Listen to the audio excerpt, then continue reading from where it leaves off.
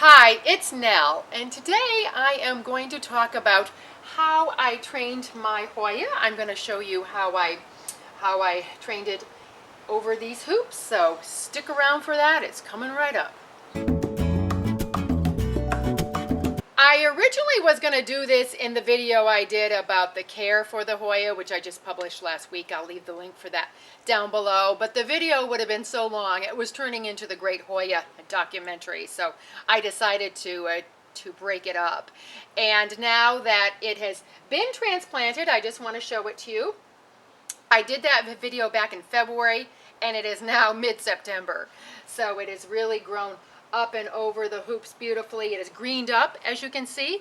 It was very pale, and it's also getting those touches of pink in it, which the variegata tends to get. So it's just beautiful, and it has quite a few more flower buds on it too, which I'm really happy about. I've moved it into the shadier spot. There just happens to be a little bit of morning sun coming through, but it's very happy in its new pot and in its new location, and trained up over these three hoops. And if you watch the previous video at the start, you could tell how pale it was, how chlorotic, but now that it's been moved into its new pot, not all that much bigger. Hoyas actually bloom better when they're pot bound, just a little bit bigger, but it's moved to a shadier location, and it's very happy here.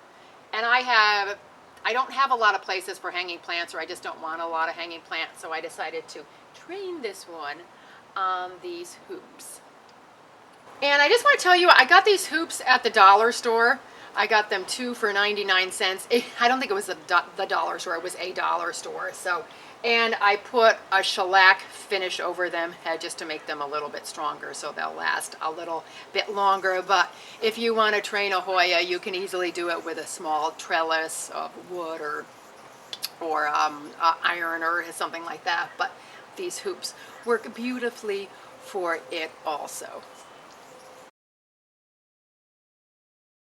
And I got 4 of these hoops. They're rather tall. After I get it in place, I'll show you how it looks. And what I'm going to do is I'm either going to use 3 of these or 4, and then I'm going to tie these stems up because I don't want it to hang. I don't really have any place for it to be a hanging plant. So I am going to do that. I'll get the hoops in. I'll show you the placement, and then I'm going to tie it up. Before I go any further on this project, I just wanted to show you how I have put the stakes in, the hoops, the U-hoops. I've just fishing lined them at the top, and I can adjust it a little bit if I need to. And if there's any fishing line showing, the vines are going to completely cover it. So that is the structure I have right there. And that's going to give me plenty of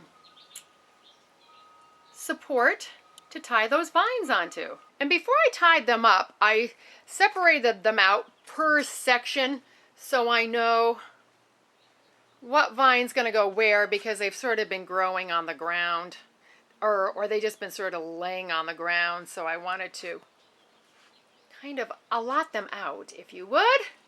So now I am going to tie them on. Okay, I'm in the midst of this, almost wrapping it up. It's been a little bit of a painstaking process, you know how that goes. So what I'm doing is I'm tying the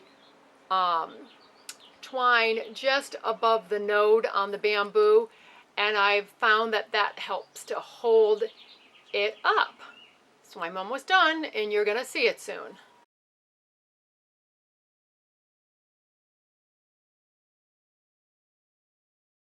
I hope you found this video helpful. Please subscribe because I have a lot more videos coming your way.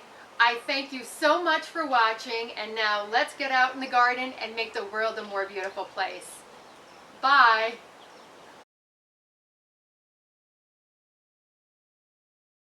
And here I am at the never-ending Hoya video. But as long as I haven't posted the video yet, I thought I would show you the flower, because the flower has opened. Here it is, and that's why they call it wax flower, because it looks and it feels just like wax.